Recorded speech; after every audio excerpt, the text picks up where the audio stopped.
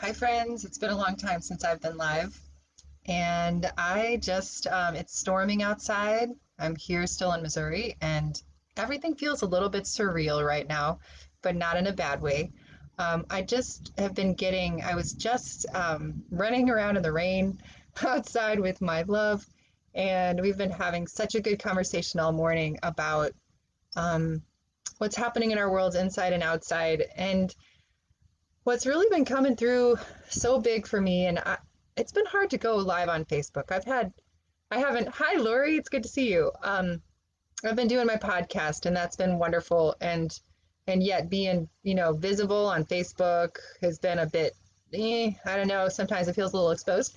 But right in the moment, I just want to connect because there are a number of things, I'm just going to let this go, um, that have been coming through. And the biggest one is that and this is kind of a difficult thing to say, but it feels very real that this is not a time for us to be on the fence.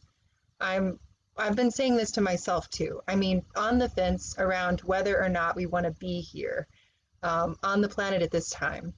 And I say that because what has been coming through so clearly is that it's those of us who are here right now, we are getting such strong feedback from the universe that um, we need to say yes. We need to say yes to being in a body, yes to being alive at this moment, yes to we chose to be here, yes to whoever we are right now in our places, and that it's really the suffering and the in a sense these are the conversations Talon and I have been having that many of us have been in kind of a conditioned state of discomfort that we can go into places where everything feels kind of uncomfortable and yet or almost addicted to suffering or almost addicted to negative thinking or almost addicted to it's not enough or and somehow that kind of creeps in and just to recognize that those old protective strategies have become untenable for many of us. It's just simply not um, it's just far too uncomfortable to not be fully here and fully choosing to be present. And so we were just recognizing that there's so much in our lives here that is incredible and amazing and just unbelievably good. And even with that, that the biggest prison is here between these ears. You know, for me, I'll say that often is the case. And we just made a declaration that and this is what brought it up is that I really want to have a star party this week because the night sky, the morning sky in particular, is absolutely stunning. And for anyone listening, I just want to highly recommend if you have clear skies, if you go out in the morning about an hour and a half before sunrise, you will see Venus shining at her highest in the sky. And by Friday night, Saturday morning, she will be with the crescent moon and at maximum elongation, which means at her furthest point from the sun. So super bright and high in the sky, just gorgeous and brilliant. And it's also the Perseid meteor showers this week, and they peak on the 12th. And so the morning of the 12th, so Tuesday night, Wednesday morning, is the time to see the most meteors.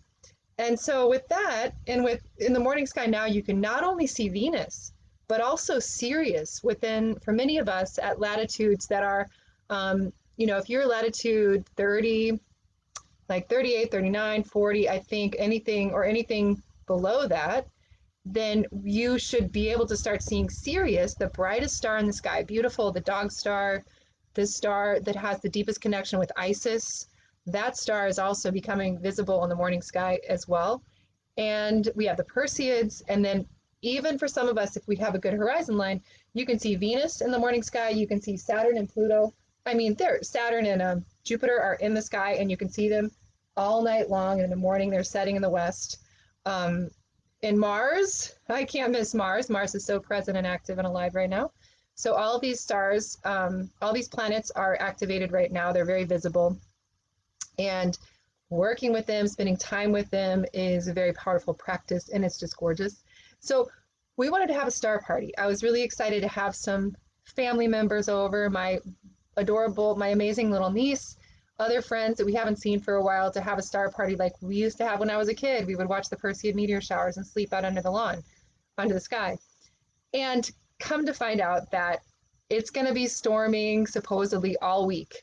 So I saw that and I was just like, damn. I was talking to Talon about this and it was just like frustrating. And we've been having such a great conversation. And he's like, wait, like this is exactly that moment where we get to catch ourselves. And I was like, what? To like know that we can alter our circumstances. And if we want, we can, we can work our magic and make sure that there's no rain, because I do think that we can do that sometimes.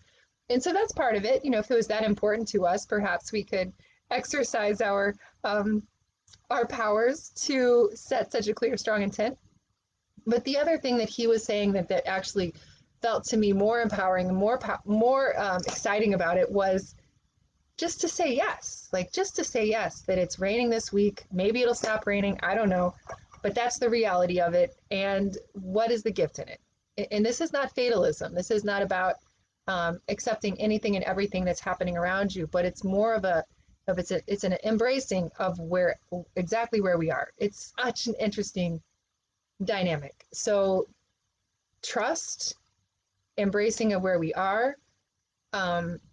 We were talking about really clear ways of navigating information that we bring into our field, and what is the information that we can take in that can really help us be part of the collective family of life that helps us to feel connected from the heart to the story of what humans are going through right now, and yet at the same time not getting locked into the matrix. There's so much of that. So many of us are feeling that right now. Just so much of this vibration of fear that just keeps impulsing us and keeps activating us and keeps activating survival instinct, shutting us down, shutting us down, shutting us down. I see it here and there and everywhere. And I want to talk about fear a little bit more, because it is such a potent medicine to keep us locked into our old survival patterns. And it's just occurred to me just how frequently I have a choice moment to moment as to how I again take in information or take in the experiences I'm having, and when I feel that fear inside of me, or when I feel that fear coming at me, how do I navigate it? And I just want to share a story about that really quickly, because when I was a couple stories actually. Okay, so most recently the story is that Talon and I were at the grocery store, and we went to Natural Grocers. We get there and we hadn't been, in town for a while, but we went into the store and the shelves were bare. I mean, there were so many things we couldn't get that we could normally get. And of course, we're so accustomed to being privileged enough that we have access to everything we need. And it was very sobering. It was disturbing. And so it just put us in this whole mind frame of, holy cow, like this could happen. We could have food shortages. Not that that's not something that many of us have thought about and felt. So this is a possibility, and then we felt that vibration of fear in our bodies around that. I know I did. And so then we ended up going home, or then we ended up talking to the cashier about it. And she said, oh yeah, we had a 25% off sale.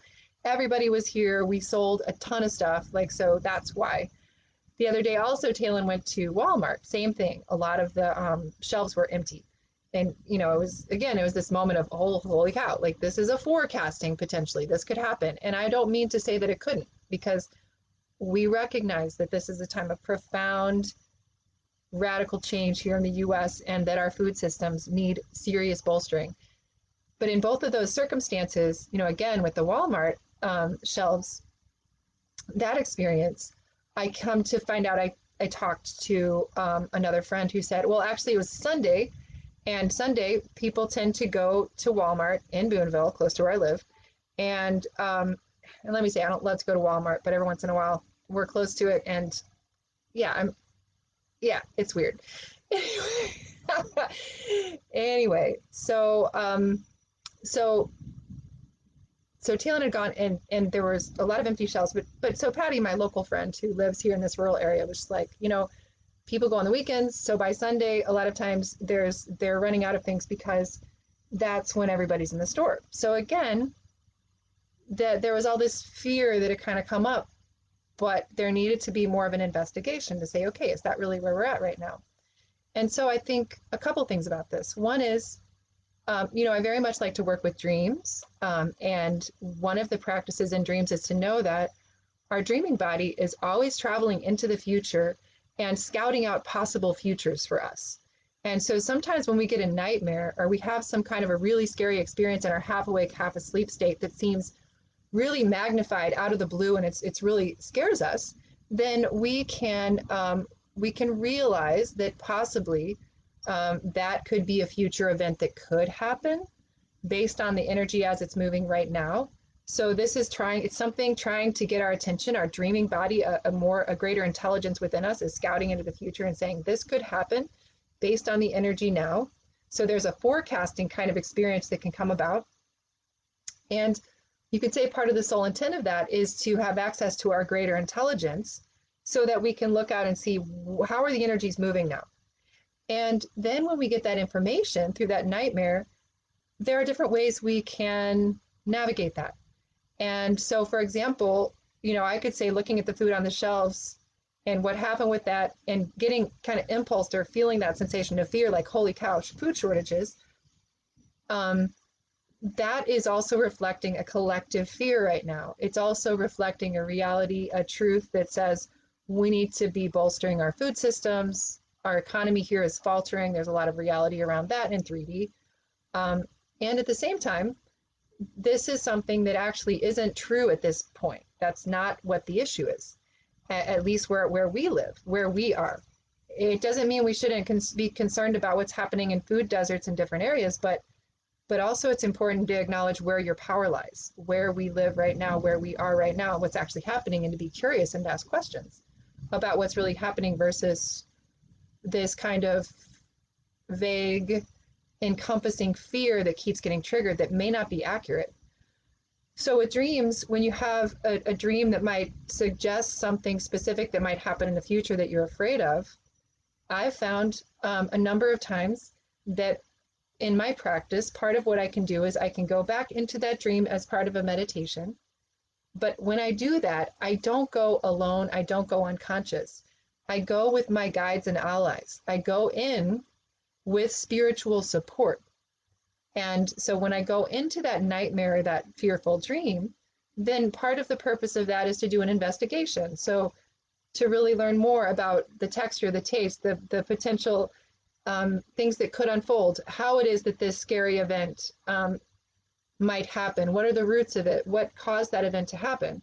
And so then when I do that, and I'm really listening and looking and seeing how the energy is potentially moving in the future, then I can also ask for support. I can ask for that event to be addressed in some way by spirit. And I deeply believe that this is a powerful practice that is real. And then it can be that I can do something differently in the dream, that something different can unfold around that experience. And from my perspective, and I've had this experience numerous times, this is the kind of thing we can't prove that anything changes in 3D reality. But my sense strongly is that I have had a number of dreams like that where a future event could have happened. It was very vivid. I go back in and I let it shift and change in some way. I ask for support in that, and that the energy around it radically shifts and something in me settles and softens and deepens more into trust. I do believe that in some way, approaching that possible future event by really looking at it directly, approaching it, the second step is to really bring spirit into the equation, and then letting something new and different unfold, that actually moves backward in time, and it affects what's happening for me right now. It opens me up more to trust, it opens me up more to faith, it opens me up more to actually being really present in the now, so that I can more effectively address whatever comes at me, whatever is coming my way. So that's different than being in a constant state of kind of being taken off guard, or looking at what's happening outside of me and being like, oh, holy cow, what does this mean? And then making assumptions and letting that be triggered by the ancestral memories that live in me of other times that have been difficult and hard and scary, where I go into survival mode and I live in survival mode. I'm depleting my resources internally, what the Chinese might call my yin essence. I am, I'm depleting myself. I'm always off center. I am not necessarily capable. Hi, Ashraf. I'm not necessarily capable of fully grounding into what's happening in the moment. Yeah, Faye, it's a really powerful practice. And I'm actually thinking about starting up another dreaming circle. So if you want to do that, let me know because I actually am considering, I haven't guided an online course for a while, but I'm feeling really drawn to do one that is specifically focused on prayers and helping people learn again to cultivate a practice of active prayer and the myriad of ways that we can do that that suit our personal um, our climate, our personal way of seeing spirit. And then also it'll be about prayer making, honoring the Gemini goddess and the ways that she helps us do that. Also, miracles and cultivating an awareness and appreciation for the miracles that are unfolding continually in our lives. And also within a field of dreaming, because that's always, for the last 4 years, my online courses that I do, through my practice personally, I always integrate a field of dreaming. We always have practices of dreaming that hold those larger practices. So if that's something that people are interested in, I'm going to be talking more about that in the next couple of days. So in any case, this fear thing, it's that free floating anxiety and fear, living in that place where we're concerned also about something that's happening really far away. And what I'm going to say about that is this is probably going to be controversial, but what I've recognized is that in my background, part of what I used to do, part of the way I used to orient in the world that I no longer orient to as much is to have been very much more of an on the ground activist. And I honor those who are called to that path right now. And there's no either or there. I may find myself again on the streets. I can see that happening. At this particular moment where I know my power lies is in utilizing, strengthening, and sharing with others the tools that I've been given to connect more at the level of spirit and the invisible realms. Because my sense is that if we are only looking at what's happening in a material way, if we're only looking at what's happening on the streets or from the level of 3D economic systems, all those things, yes, we need to look at them. Yes, we need to bring our consciousness into that realm. But the problem is often that we navigate those things, we take in information about all these things without, like re-entering the dream, without the accompanying filter of connecting to our greater intelligence, connecting to spirit, opening into a larger field of empowerment, of love, of bringing down that and bringing up into the body those sources of infinite love and power, our capacities as miracle makers to address these issues in a new way. And so what I would actually say is the way that the media is now, it's such a double-edged sword. I deeply believe we're evolving into a more of a global species now. We've been at this for a while.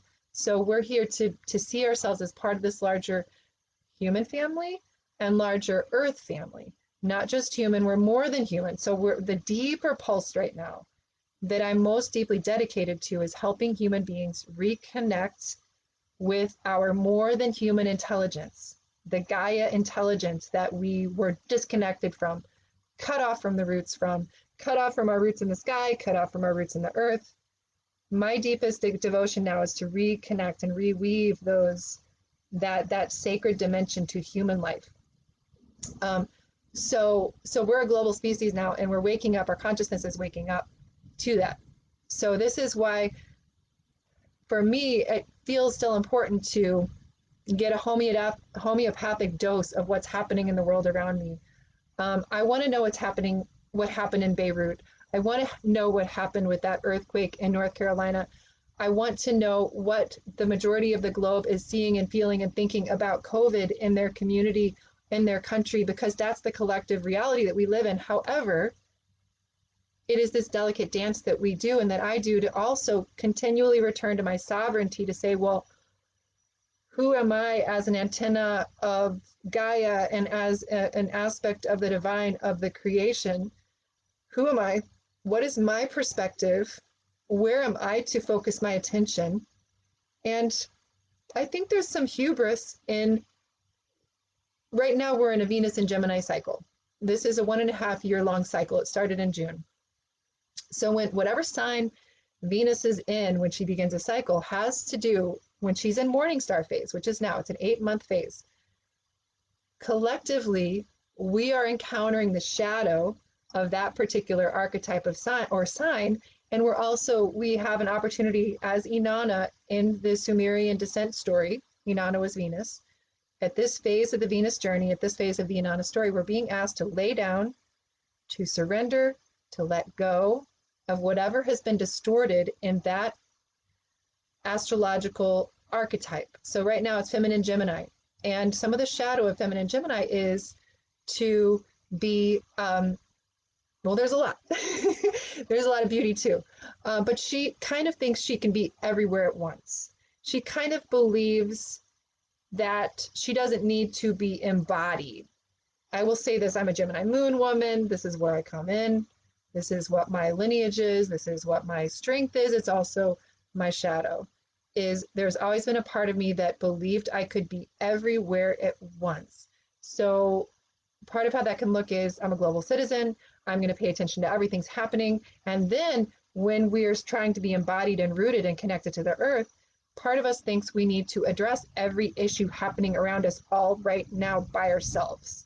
Sometimes some of us, and I'm a very Saturnian person too, I've got a lot of Capricorn, Saturn on my moon, which translates to a really kind of unrealistic sense of responsibility, like what I actually personally can do.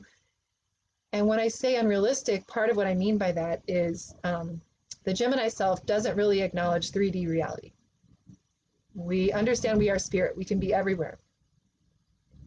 However, the gift of Saturn, so actually I need to say what the gift of Saturn and Capricorn are, because we have so much of that present right now that we collectively are wrestling with, and we are opening up into the new, healthy, vibrant, life-giving expression of Saturn and Capricorn. The new version of that supports Gemini in creating healthy structure, boundary, and focus. Thank you also to Mars and Aries, that's focus, to say, well, I care about all these issues. I care about these things that are happening to my friends in Palestine. I care about what's happening to my indigenous relatives on the land.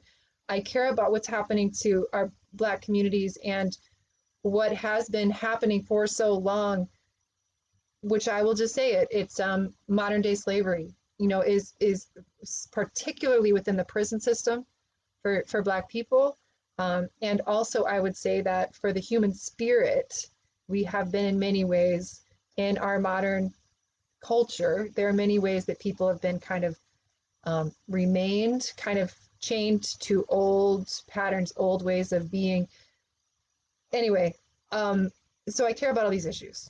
And the truth is that I am not going to address every one of those issues at all times. And so I need structure, I need form so that I can focus myself and so that I can tend to what is most essential and what calls my soul and my heart with great devotion and great presence. And that's what many of us, are remembering now, is that this is what we're here for, is to bring more presence and more devotion to what is right in front of us and what it is that we cannot be physically present for. If we're not going to do something tangibly, write a letter to, a congressperson, or show up for a protest, or go to a town hall meeting in our city, which all those things actually I feel are incredibly important, and to do that in magical ways, to bring our full presence into that. However, whatever those things are that we're concerned about, but unless we're going to take those kinds of physical actions, if we care about it, I think we often need some kind of practice of larger prayer. Maybe it's a prayer box. That's a beautiful practice. Maybe, I've been meditating every morning and praying every morning. Maybe it's to cultivate a better kind of a system where we consciously offer our prayers and we bring in a field of prayer, of Reiki healing energy, whatever that is, to all of those other areas where we're not necessarily going to be taking specific concrete 3D actions so that more of our consciousness is freed up. Part of our great unlimited spirit is connected to our human family in those places where we can't necessarily be taking more practical, tangible action. So, we're still connected in because we are part of that human family and we love and we care for each other. And we also let it go to something bigger so that then our focus and our attention can be more deeply and devotedly present for what is ours in the moment, with where we live, with who we are in relationship with the land we are in relationship with, so that we can be fully presenced for that. So again, this is something that I've been coming to so much lately, is that, and this is part of what this course that I'm going to be offering is going to be about, is helping us create a ceremonial container, a container of where we honor ourselves as these sacred beings who are here to hold a field of grace for our earth, for our planet at this time, for our fellow humans, for our more than human community, and to really begin to work with the invisible energies, the invisible powers within us and outside of us, so as to bless, so as to bring more grace, so as to bring more love and more harmony to all the spaces across the globe where we have concern and care. And so that larger field, and then also to cultivate deeper daily practices of prayer making, of ceremony, of attuning our consciousness to the miracles that are continually unfolding around and within us, so that we grow that field of miracles around us and for those we love. And because our world needs that right now. Our world needs that. And I'm just going to say, I've struggled greatly and mightily with thinking that this working with the invisible realms, with the tools that I've been given in those years since I had shifted more from the 3D reality, more material focus on environmentalism and on being an activist for various issues and trying to raise awareness in those places. When I shifted my focus more to astrology, to dream work, to Reiki, to all of these ways of working with energy and spirit, there's a part of me that's been trying to integrate those two selves. And part of that is that I've been extremely sensitive to the perceived or real external criticism that I'm bypassing when I use, if I say love or light, it's like, okay, come at me. When I speak too much about the invisible, and I am not focused specifically on the tangible material action on the ground. So what I'm saying is that more and more I'm recognizing what my place in all of that is right now, honoring and acknowledging that, and that my sense is that every soul is needed in what we're called to do, and it is for us to learn to trust more deeply our own selves and what we feel deeply called to, and also to trust the places where we might think we should do it this way or that way, and really there's not energy there. And to stop giving our power to these external voices that might blame or shame us because we're being true to the authentic voice inside.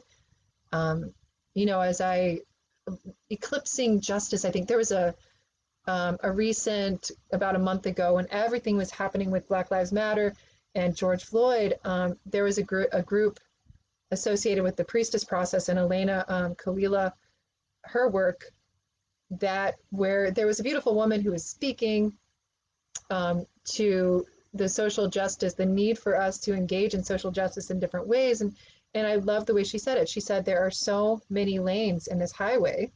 There are so many places for us to show up and arise and to be part of creating this whole new way of being with one another. And acknowledging what is absolutely not working, and especially here in the US and our culture, and acknowledging how profoundly we are needing to create a very different reality for each other and how much we've needed this for so long, how much has been needing to be healed at a soul level in our nation. And so again, to me, it feels like I'm just imagining each one of us being so deeply tuned to what our own soul's expression wants to be right now, what our own gift is right now, and laying down whatever judgment or shame we might have for not showing up exactly like someone else does, or like we think we're supposed to. And beginning to really fully claim with joy. Again, I'm going to stop where I began, which is with that yes.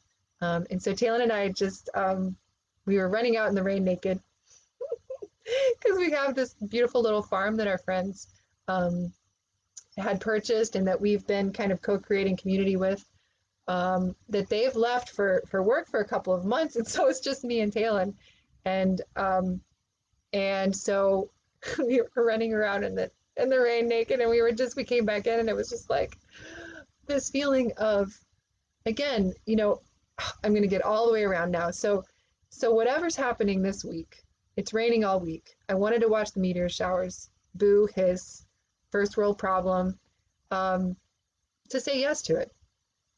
There's thunderstorms this week. That's what it is. What's the gift in it? To say yes to being alive. So we made that declaration that we say yes. We say yes to what's in front of us. We stop complaining and bitching about what isn't. That's just not helpful. That energy right now actually is incredibly boring, and that we simply just embrace exactly what is in front of us, and we say yes. We say yes, we say yes, we say yes. And we claim, and the deeper yes, which I would invite you to say as well, is that, I choose to be here on the planet at this time. And my sense, again, is I'll never forget a number of years ago, I had gone to Hawaii, to the Big Island, but then I guess actually it was when I went to Maui. And I'd never been there before. I went with a partner. I had no money. I don't know what I was thinking. I went into major debt to even be there, which was just what it was. But it was a grand adventure. And so we had this experience where there were these massive waves. And I remember Tom, my former partner, he was showing me, how to dive into the wave at just the right moment. And the trick was you had to see just as it was cresting, and then you had to go down beneath the wave. And there was one time when I missed the timing, and that wave hit me, and I was just thrashed. I was thrashed. And many of you have had this experience, I'm sure. I was just like a rag doll. It was scary. It was incredibly scary. But the sensation of difference between when we actively time it so that this great force coming at us, we embrace it in a way. So I want to honor and acknowledge that this is an art. We say, okay, we meet it directly, and then we're learning to either ride it. Okay, I wasn't prepared to ride it, or we can go down and under it, so that we're, in a sense, we're not bracing ourselves and standing up and saying, here, big wave, come and thrash me around for a while. And sometimes that's what it can be like when we are kind of when I try to put myself into situations where I think I should be there, and the force of that energy is so strong and wide and wild and big and scary, and I say, my nervous system should be able to deal with this, or I should be able to handle discomfort and white privilege, or whatever it is. But I'm going to go out there and do this thing that feels like that for me, and I'm going to brace myself. If I'm going to come at it from that direction, I'm going to get thrashed, and that's not going to help anybody. And so my sense is that it's more about, this is just me. I know I'm talking about a million things, but part of it, again, is to honor and acknowledge where we're at, what our capacities are, and to strengthen ourselves by being fully present in the moment, acknowledging those places where we are going to take action in middle world 3D reality and do those things. And in those places where we don't have the bandwidth, we don't have the physical capacity to do it, to cultivate a practice of prayer and to bringing in grace and understanding that is also an action. That is that is a powerful, potent action. And what that action does, it's equally important what that does in my heart, because it connects me to my fellow beautiful humans and more than humans. Because I don't want to disconnect. I don't want to isolate. I don't want to pretend like I'm better than, above, below, whatever. I'm part of this big, beautiful world, and I'm connected to it, and I'm magic. Like, we're all magic, and I get to bring my spirit out into everything and bring beauty and love into all those places and grace, because that's what we do. And I do take action in those physical places where I am called and where it feels like I can do that thing and I can meet it with grace. Those places where I can surf the wave, where that's exactly where I am, and I can be fully grounded in my body and my presence, because these are skills I've cultivated, or this is a place where spirit guides me. Ride that wave. In the places where this is a wave that's so big and so vast and so massive, and it's gonna consume me if I keep standing up and letting it batter me, I'm not going to do that. That's a survival mode way of operating in the world. And I see that happen far too often for the people who have already been stressing themselves out in far too many ways. So I want to say to you, if you're that person who's been up there trying to do that and you're getting depleted, it's okay to go under the wave for a while. It's okay to go down underneath it and to do whatever practices you can take to make sure you stay grounded, you stay centered, and because we need you in the picture, strong and steady. And sometimes that wave's just going to hit us. Sometimes we're going to be overwhelmed by experiences outside of ourselves that feel scary and hard. My sense is, though, that when we embrace with trust and faith what's happening, what's coming, wow, it's just again, there's components to this, because even as I say it, I'm recognizing, I'm like, okay, that wave, if I just embraced it, like I'm just like this, it's like the posture is, if I'm like this, if I'm like rigid, if I'm scared and so I'm approaching it like that, or like I'm angry or whatever, then it's that rigidity, it's that lack of flexibility and adaptability that causes me to get harmed. If, on the other hand, even if I meet that wave and I don't get rigid, I don't get scared, but I allow myself to be taken, that's going to be less of a long-term, massive harm to my body and my system than if I was that kind of rigid. So again, there's so many different ways to do this, but what I'm saying is that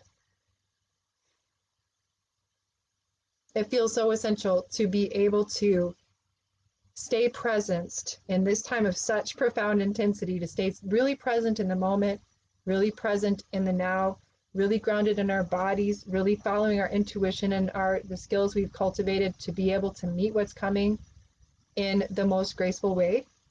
And so, again, it's like presence is needed. A yes is needed. Resisting and fighting what is depleting.